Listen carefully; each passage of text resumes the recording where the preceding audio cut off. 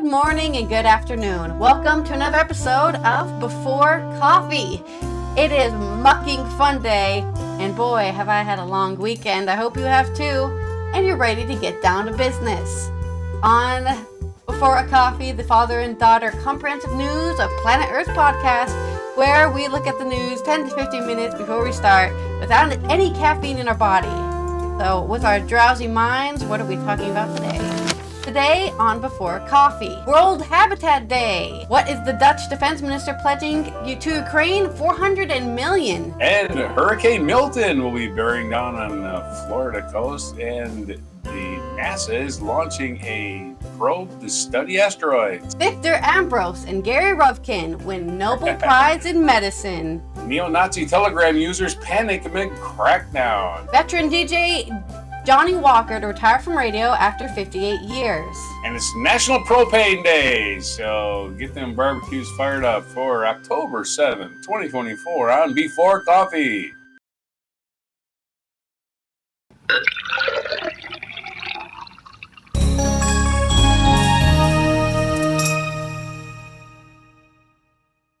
Barbecues, World Heritage, you can celebrate that all today. And tell them Before Coffee told you. Anyways, this is news coming out of the Netherlands and out of Ukraine by Anastasia Malenko on Reuters. I don't know how to say the word because I want to say it the Dutch way, but I don't know if saying the Dutch way is the right way. Item 1 of 3, Dutch Defense Minister Ruben Brekelmans speaks during an interview with Reuters. This is from Kyiv, on a guest from yesterday, October 6th. Dutch Defense Minister Ruben Brekelmans said on a surprise visit to Kyiv on Sunday, which was yesterday, that his country will invest 400 million euros or $440 million in advanced drone development with Ukraine and deliver more F-16s in the coming months. So they're still dedicated to the defense effort here. More than 2.5 years since the start of the Russian full-scale invasion, Ukraine is fighting to thwart Russian troops as they inch forward in the east and attack critical infrastructure ahead of the winter months. The war, of course, is intensifying every day. Ukraine is set up more brigades who all need support, who all need military equipment. We need to have this continuous flow of support, Brekelmans told Reuters in Kyiv. The drone attack action plan will combine Ukraine's innovation and Dutch knowledge to improve technology used on the battlefield, he said. We will focus on different types of drones, so both surveillance drones or defensive drones, but also the attack drones, because we see that Ukraine needs those more offensive drones also to target military facilities, Brekelmans said. Around half of the investment will be spent in the Netherlands, while the rest will be split between Ukraine and other countries, he added. If the developed drones are successful, more funding will be available to scale up production, according to the defense minister. The Netherlands has pledged 10 billion euros in military support for Ukraine since the beginning of Russia's invasion and spent around 4 billion euros so far. So they need to spend 6 billion more, but I guess they need to figure out what they're spending the money on. They're like, yeah, we allocated 10 billion, but we're not really sure what we're spending that on yet. So these are one of the things they've found that they can put on the list of things in that budget. After visiting the city of Kharkiv, pummeled by Russian glide bombs on Saturday, which was the 5th of October, Brekelmans said attacking military targets in Russia was the only way to defend the city. Ukraine has asked its partners to give it permission to use their weapons to strike targets deep in Russia and provide it with more air defenses. Reminder, for a lot of these military plans, they said, we'll give you money, but only for defense, right? So a lot of these, F-16s or any kind of anything in their arsenal, they're only allowed to have it because they're using it for defense. As soon as they start attacking Russia, they're basically breaking the deal they made to get that money and that support to begin with. So, the Netherlands has contributed to its air defense support by driving international partners to supply Ukraine with F-16 jets and pledging 24 of them. The first batch of planes from the Netherlands is already operating in Ukraine airspace, according to the minister, while the others will be delivered in the upcoming months and maybe beginning of the year.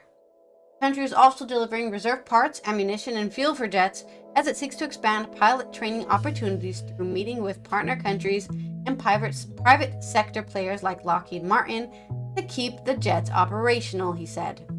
Netherlands has also announced a plan to assemble a Patriot air defense system for Ukraine, relying on parts from different countries, but Berkelman said it had struggled to source some parts. He said Ukraine was already using Dutch-supplied Patriot radar, and 3 launchers are going to be delivered very soon.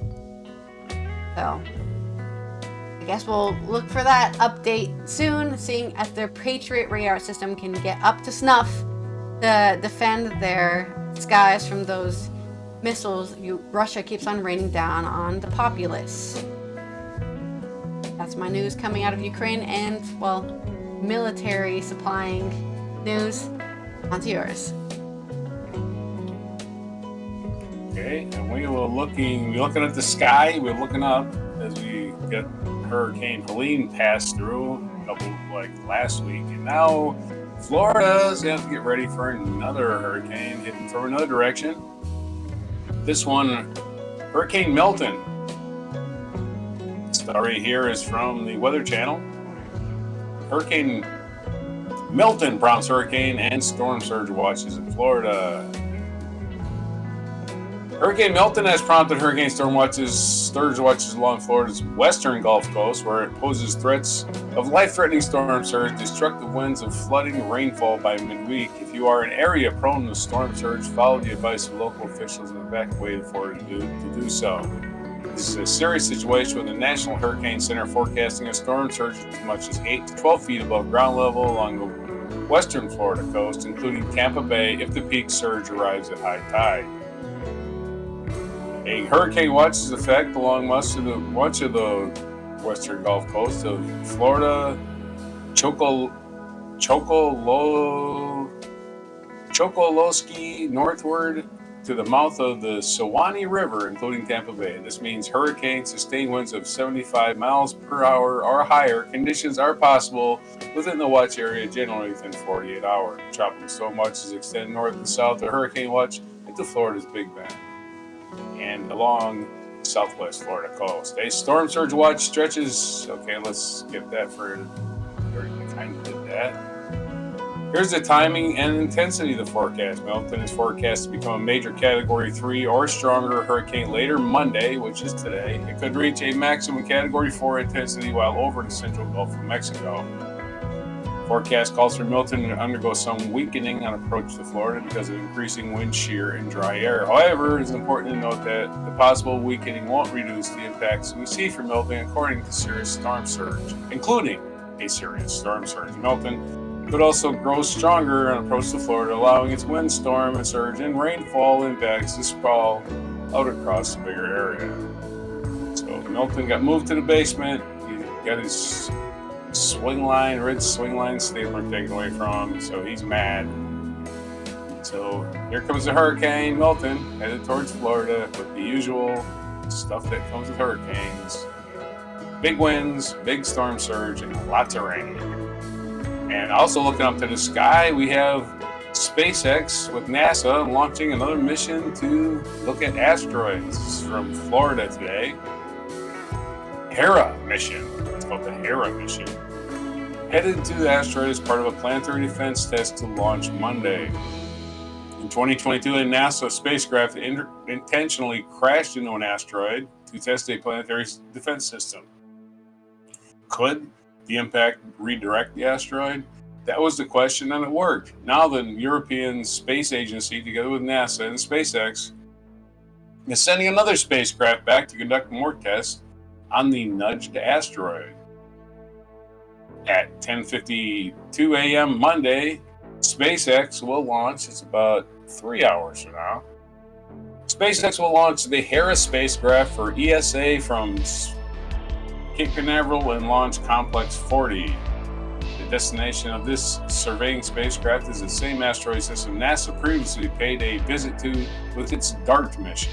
21, the NASA DART, which stands for Double Asteroid Redirection Test, mission was launched atop a Falcon 9 rocket from Vandenberg Space Space Force Base in California. A planetary defense test by Johns Hopkins Applied Physics Laboratory along many NASA centers. The DART spacecraft traveled approximately 6,835,000 miles from Earth to near-Earth asteroid system, which consists of asteroid Didymos and its orbiting moonlet known as Dimorphos. The goal was to crash the spacecraft into moonlet Dimorphos,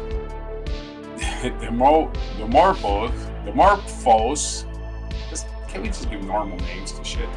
And measured the impact on its orbit around Didymos. On September 22nd, 2022, the DART spacecraft referred to it as a kinetic impactor smashed into the small asteroid at approximately 4 miles per second. All in the name of testing the kinetic impact method as a means to redirect an asteroid should one ever become a threat to Earth. The mission worked. Measurements from the ground showed the impact shortened Didymos' orbit by approximately 32 minutes. However, scientists wondered about long-term impact. That's where Hera comes in.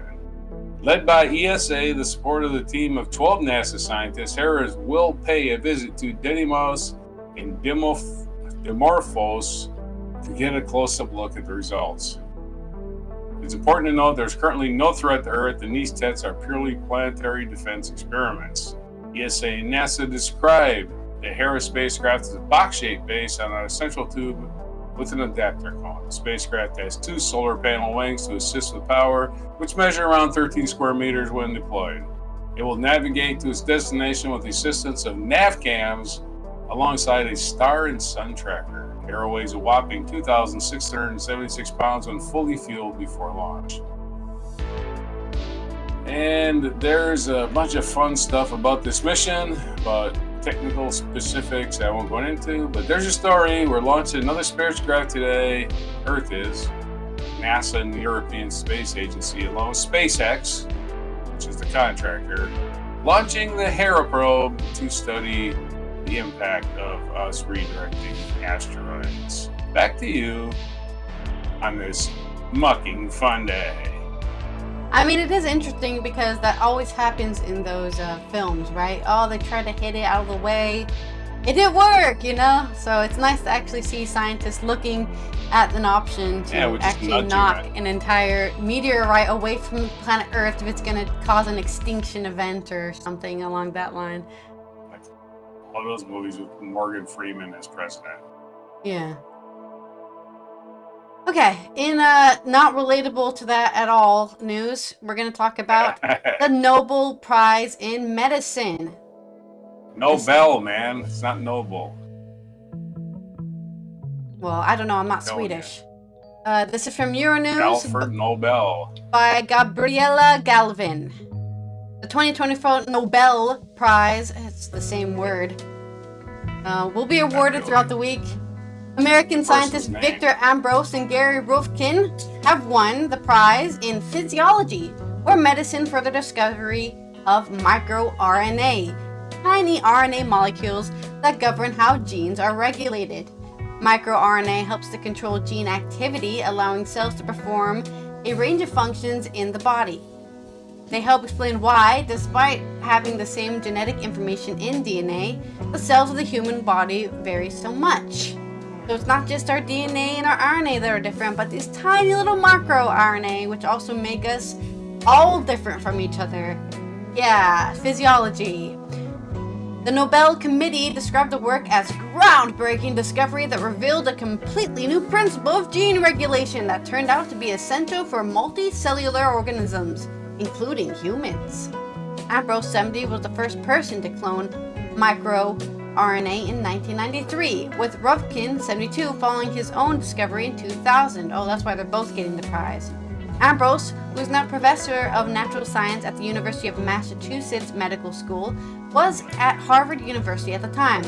Ruvkin, now a professor of genetics at Harvard Medical School, was at Massachusetts General Hospital. That's so funny.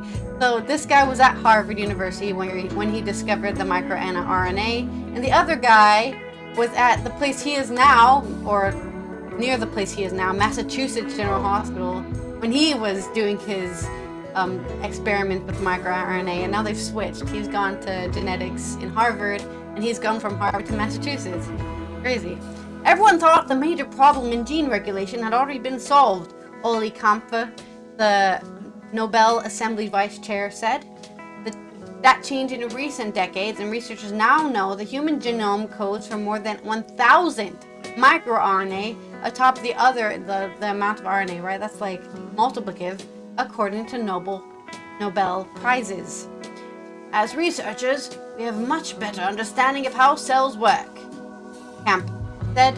It's not clear how the microRNA discovery could be applied in medicine, but there appears to be implications of cancer, cardiovascular diseases, and other health issues that could be solved. Previous winners of the award in medicine were Swedish inventor Alfred. It's telling me who's created it. Okay, the Nobel Prizes were created by Swedish inventor Alfred Nobel, who died in 1896. It comes with a cash award of 11 million Swedish kroner, which is nearly 1 million euros. So probably actually $1 million. From 1908 to 2022, 114 Nobel Prizes were awarded in physiology or medicine. 13 of the 227 winners were women. Last year's medicine award went to Hungarian-American biochemist Katalin Kariko and American immunologist Drew Weissman for the work on the mRNA technology behind the COVID-19 vaccines. Kariko and Weissman made critical discoveries about messenger RNA that enables the swift production of vaccines targeting the SARS-CoV-2 coronavirus, which sparked the global pandemic in 2020. I like how they have to say that like we weren't there. The rest of 2024, like, if there's a 4-year-old watching the show right now who wasn't there for the pandemic, you know, unlikely. But the rest of the 2024 Nobel Prizes awarded for advancements in physics, chemistry, economics, literature, and toward peace will be announced throughout the week. So I guess we'll let you know who's been awarded all the prizes. The laureates will receive the prizes as an award ceremony in Sweden in December. So they all tell you who won, and then you guys get to all go to Sweden in December when it's going to be freaking cold as hell. Yeah, why don't we have this in the summer? It's freezing right now. It's Sweden in December. Thanks for the money, guys. Anyways, that's your update on... I think what happened here is like... Well, I think microRNA is not the same as mRNA. mRNA, yeah, is messenger RNA, so it's the RNA that tells other cells what's going on. But then microRNA is just the small little things inside that RNA that do so many things to genes that we are just discovering. So we'll probably discover more and more about it in the coming century. And in 2100, we'll know. I don't know. Give ourselves fish skills or something. That'd be pretty cool. Give ourselves fish skills. Because we'll probably be underwater at this point from the climate change, right? So we'll need fish gills to breathe. And these guys will be the ones to help us get there. I'd rather fly than have fish skills. I don't think that's useful for surviving, though, being able to fly. What are you talking about? You can fly to wherever you want to. You don't have to worry about land-based travel. Just fly. Kidding me? You think birds care about that shit? I mean, they need land to build nests and stuff. Hey, trees are for. Anyway. That's my story, so on to yours. All right, struggling to find a video. Okay, so we're going to talk about that application software called Telegram that people are using in Europe. It's very popular. This is a story from ProPublica.org. Neo-Nazi Telegram users panic amid crackdown and arrest of alleged leaders of online extremist group.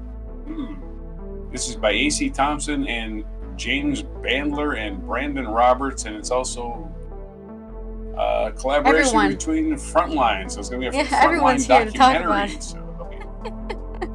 I'm sorry? Everyone's here to talk about it. Like 20 people wrote this article.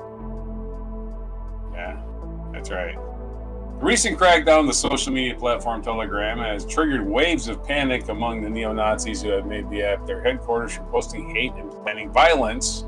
Shut it down, one person posted, and white supremacist chat on Tuesday, hours after Telegram founder Pavel Durov announced that he would begin sharing some users' identifying information with law enforcement.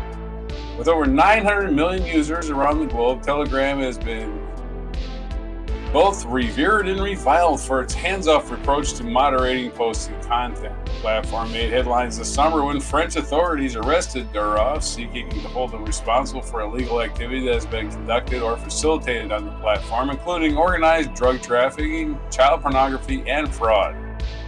Durov has called the charges misguided, but he acknowledges that criminals have abused the platform and promised in a Telegram post to significantly improve things in this regard. Durov's announcement marked a considerable policy shift. He said that Telegram will now share the IP addresses and phone numbers of users who violate the platform's rules with authorities in response to valid legal requests. This was the second time in weeks that the extremists had called on their brethren to abandon Telegram. Their brethren. The first flurry of panic followed indictments by the Justice Department of two alleged leaders of the Telegram Collective. A group of white supremacists accused of inciting others on the platform to commit racist killings. Everyone leave chat! In all caps, posted the administrator of a group chat allied with the Telegram Collective. Telegram Collective the day the indictments were announced. An analysis by ProPublica Frontline, however, shows that despite the wave of early panic, users didn't initially leave the platform. Instead, there was a surge of activity on Telegram-aligned channels and chats as allies of the group tried to rally support for their comrades in custody, rally against the government's actions, and sought to oust users they believed to be federal agents. Federal prosecutors in the U.S. have charged Alice Humber and Matthew Allison, two alleged leaders of the Telegram Collective, with a slew of felonies, including soliciting the murder of government officials on Telegram. Humber has pleaded not guilty. She made a brief appearance as a federal court in Sacramento, California, on September 13th, during which she was denied bail. Humber, shackled and clad in orange-white jail garb, said nothing. Allison, who has not yet entered a plea, was arrested in Idaho but will face trial in California. Attorneys for Humber and Allison did not respond to separate requests for comment. The two are alleged accelerationists, a subset of white supremacists intent on accelerating the collapse of today's liberal democracies and placing them with all-white ethno-states, according to the indictment. Yeah. Through a constellation of linked Telegram channels, the collective distributes books, audio recordings, videos, posters, and calendars celebrating white supremacist mass murderers, such as some guy named Brandon Harrant, who in 2019 stormed two mosques in New Zealand and shot dead 51 Muslim worshippers. The group explicitly aims, to celebrate it because Britannica always celebrates their birthdays, all these mass murderers. Britannica's birthday. Maybe they're part of this, whatever, accelerationist group. Possibly. The Britannicas.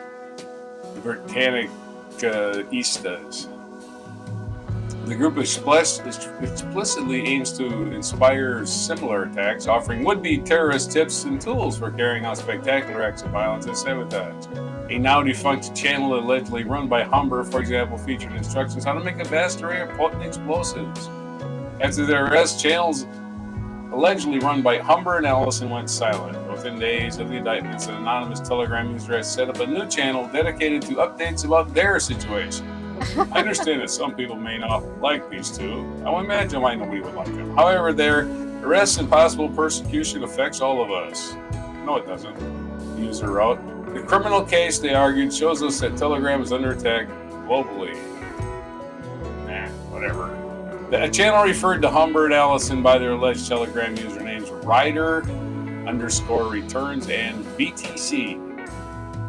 A long-running neo-Nazi channel with more than 13,000 subscribers posted a lengthy screed. "You're very sad to hear the egregious overreach of government powers with these arrests," stated the poster, who uses coded language to suggest that white supremacists should forcefully overthrow the U.S. government.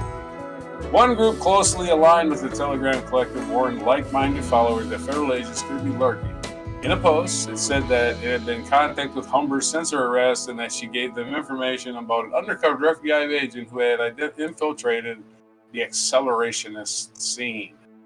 If this person is in your chats, remove them, said one post referring to the supposed agent. Don't threaten them, don't say anything to them, just remove them from contacts and chats.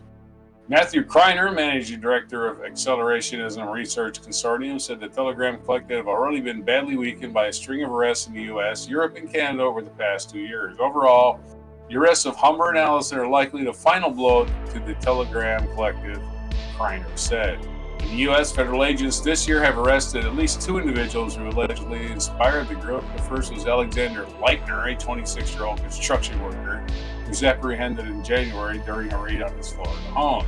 In a series of Telegram posts, Leitner said he planned to commit a racially or ethnically motivated mass killing, according to prosecutors.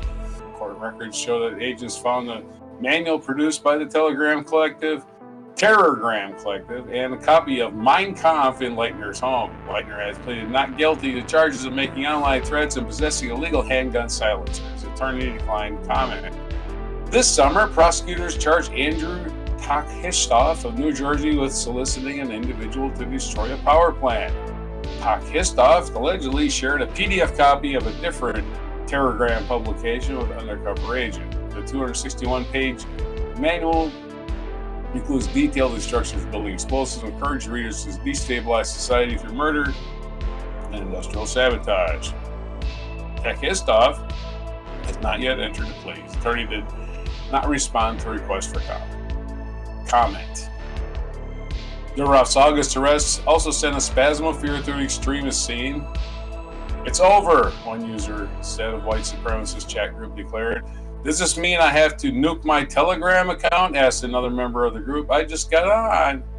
These concerns grew when Telegram removed language from its FAQs page, frequently asked questions, stating that the company would not comply with law enforcement requests regarding users in private Telegram chats.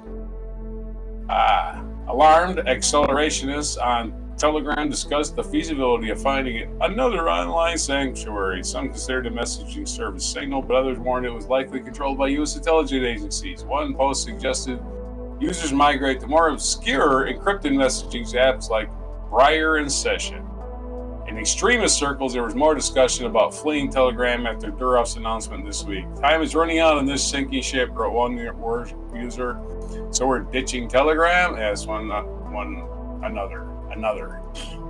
Every time we have success against one of them, they learn, they adapt, they modify, said Don Robinson, who was an FBI agent, conducted infiltration operations against white supremacists.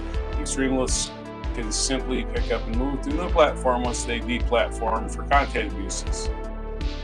This leaves law enforcement with intelligence agencies playing an endless game of whack-a-mole to identify where the next threat may be coming from.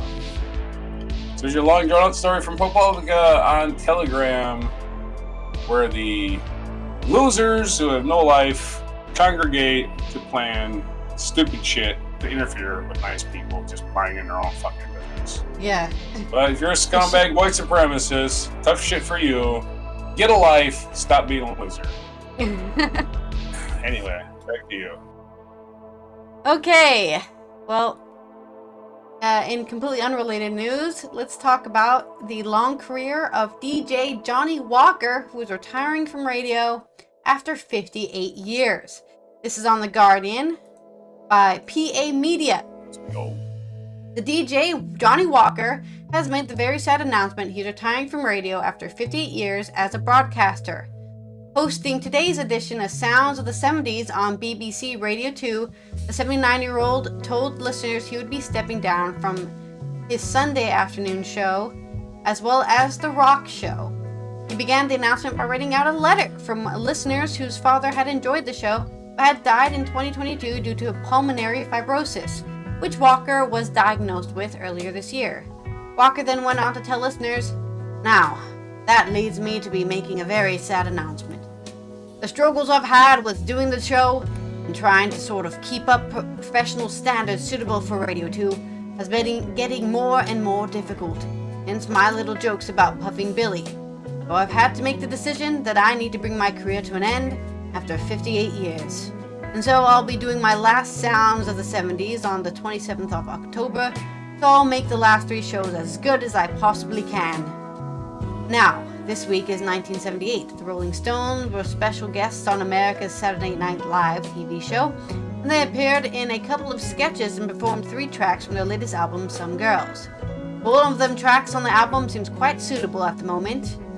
He then played the Rolling Stones' 1978 single, Miss You, before announcing he would be replaced on the show by former Old Grey Whistle test presenter Bob Harris. He added, "By the way, I can also reveal not only my last sounds of the 70s, but the person taking over the show will be one and only Bob Harris. So Bob Harris will be in charge of sounds of the 70s from November 3rd. Speaking earlier this year, Walker said his condition, which causes the lungs to become scarred and make breathing increasingly difficult, is terminal and getting progressively worse. Yeah, let this guy not work anymore. Just let him go do the shit he's been working so hard for it, and just go out there. Go do some stuff." He also credited his radio shows, saying he would probably die a lot sooner without them. Speaking about taking over from Walker, Harris said, "I am proud and honored to be taking over a BBC Radio 2 institution from a true broadcasting great.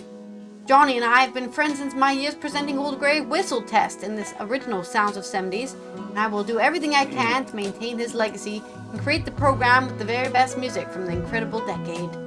John Keviney will become the new presenter of The Rock Show on the 1st of November. Walker's last episode of The Rock Show will air on Friday, the 25th of October, between 11 p.m. and midnight, while his final Sounds of the 70s will air on Sunday, 27th of October, between 3 p.m. and 5 p.m.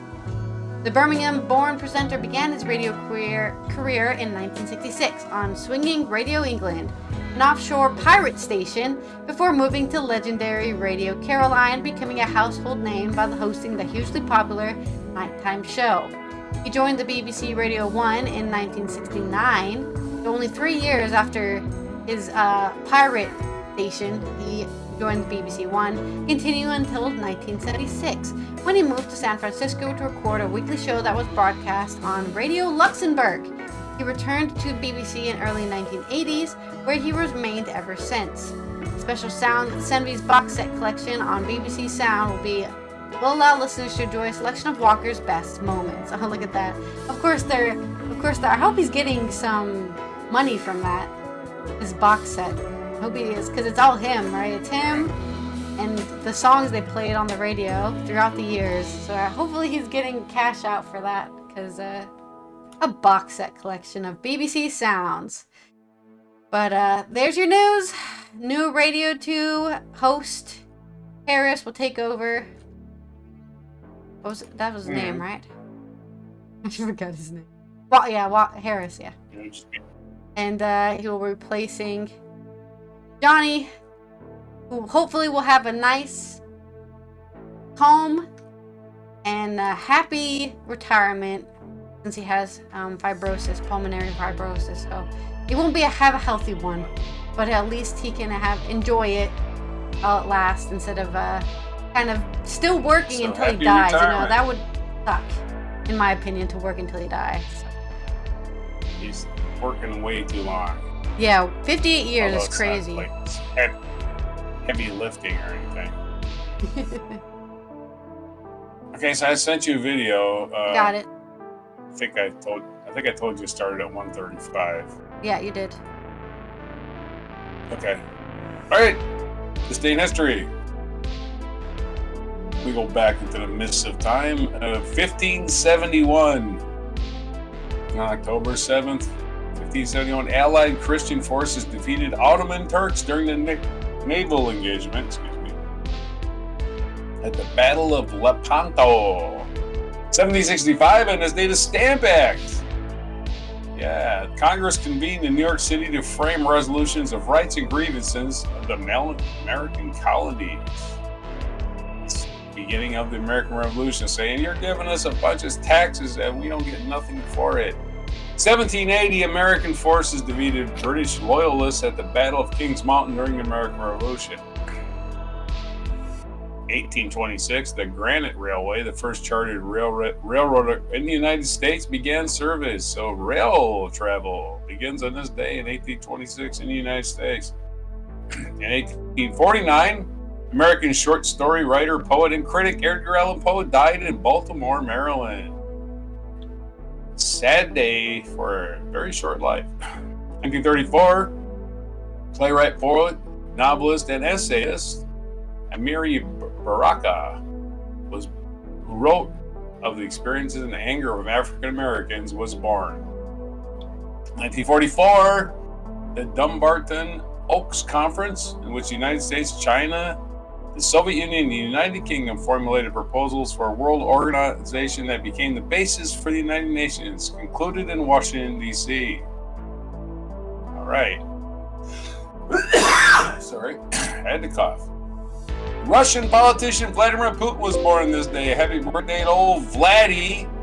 Born in 1952, so he's 72 years old, getting up there, and I think he's already got cancer, and probably maybe going to not remission. What's the word? Relapse. Maybe that. Hey, Vlad Putin having a birthday. 1955, cellist Yo-Yo Ma was born. Paris. He was known for his extraordinary technique in rich tone. Rich tone. I know that guy. 1959, the romantic comedy Pillow Talk was released nationwide in the United States. It was first of several on-screen pairings of actors Rock Hudson and Doris Day. Pillow Talk. 1971, The French Connection premiered. The American crime thriller, directed by William Friedkin and starring Gene Hackman, had its world premieres in New York City and Los Angeles. The movie, which won the Oscar for Best Picture, especially known for its featuring one of the most exciting and iconic car chases in cinematic history. Oh, definitely. And do you pick your nose in Poughkeepsie?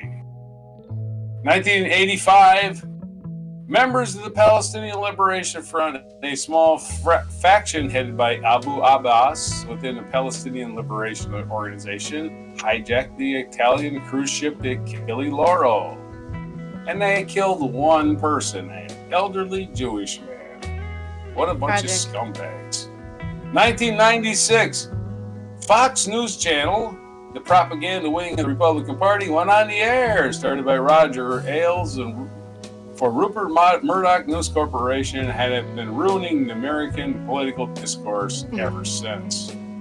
2001, triggered by September 11 attacks, the Afghanistan war began. U.S. and British warplanes started bombing Taliban targets. And that was 23 years ago, and I guess we got a pipeline built out of that. I don't know. This day also featured event in 1949, the German Democratic Republic proclaimed. On this day, in 1949, the Constitution went into effect in the Soviet occupation zone of Germany that formed the country of East Germany, which existed alongside West Germany until 1990, when the two Germanys were united. Featured biography, Nobel Prize winner, Desmond Tutu, South African Archbishop, born October 7th, 1931. It would be his 93rd birthday. He was born in Klerksdorp, South Africa. And he died December 26th, 2021 at the age of 90 in Cape Town, South Africa. Other birthdays today, Heinrich Himmler. We got to remember the Nazi, born in 1900. We already covered Desmond Tutu. We already covered Putin. We already covered Yo-Yo Ma. It's Simon Cowell's birthday. Simon, that's right. He was born in 1959. So happy 65th birthday to British television producer Simon Cowell. Always has something bad to say about people. But happy birthday anyway, No one's perfect. Simon. National Day calendars, a lot of stuff today. It's National Consignment Day. That's when you want to sell something, when you put it in the store window and they get a percentage when you sell it, that kind of sale. It's National Red Light Day. I can't find my red light, or I'd hold it up. Must have lost my red light. It's National Red Light Day. It's National Frappe Day. Ooh, frappe. The exciting ice cream concoctions. National Child Health Day. National Child Health Day. National Inner Beauty Day. We all have inner beauty. National Chocolate Covered Pretzel Day. National. Oh, I gotta look this one up. National Trigeminal Neuralgia Awareness Day. And what is that? Along with National Propane Day. I'll look it up. Let me see. Let's click on that and see what it got. The trigeminal nerve is the largest of the cranial nerves and consists of 12 pairs of nerves that control many functions of the face. Causes of trigeminal neuralgia range from pressure on the nerve, aging, and disorder that wears away the myelin, such as the cerebral palsy, and other causes include injury or stroke. So it's like a twitchy face condition.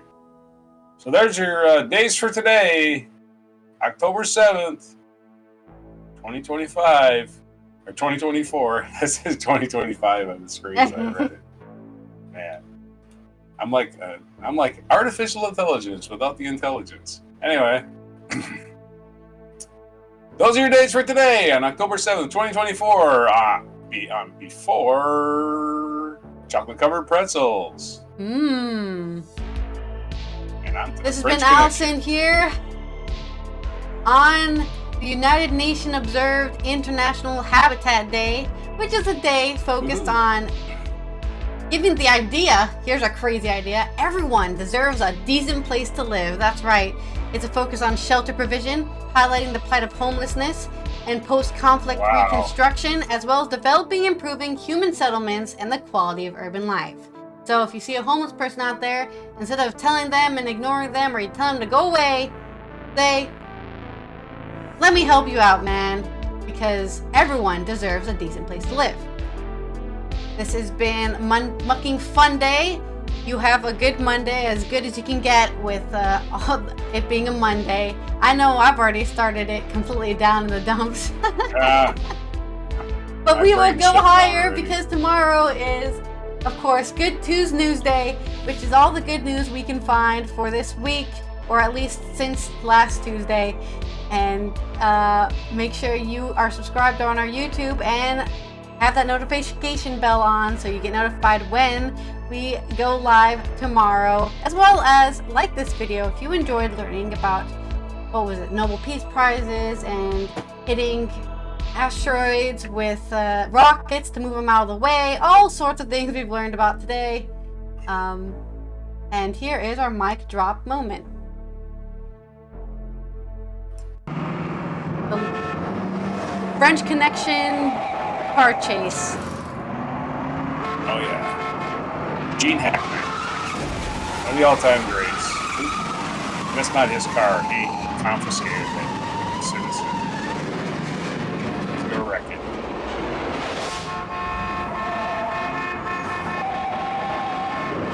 Like the speedometer up in the corner there. The famous Chicago Bridge. Where's it, New York?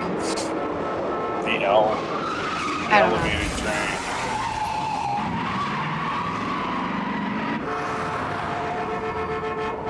I guess this is also in New York. This is actually New York, not Chicago. A lot of horn honking. This type of bridges on. The Blues Brothers had the most ridiculous one for Chicago. Yeah, that's what I was thinking was like the popular one, the Blue Brothers one. Yeah.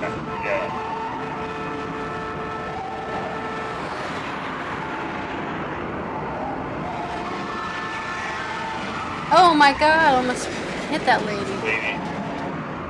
Yeah, with the baby. It's like, oh my. That's a wall. You survived that. Damn.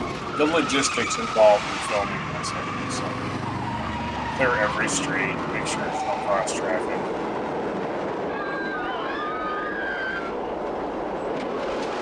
Throw a bunch of people on a train as extras. Yeah. He's trying to catch some train.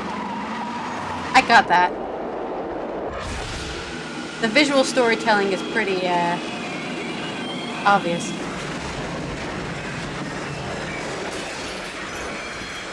Oh no, his gun!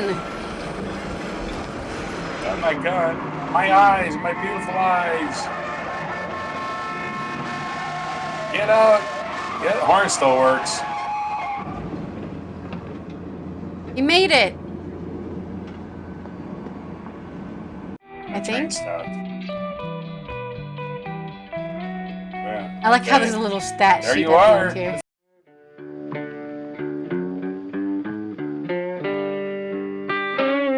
Be sure to hit the like, subscribe, and notify buttons, and follow our other channels, Toxic Alley, History of Gravy, and Scratchy Old Records.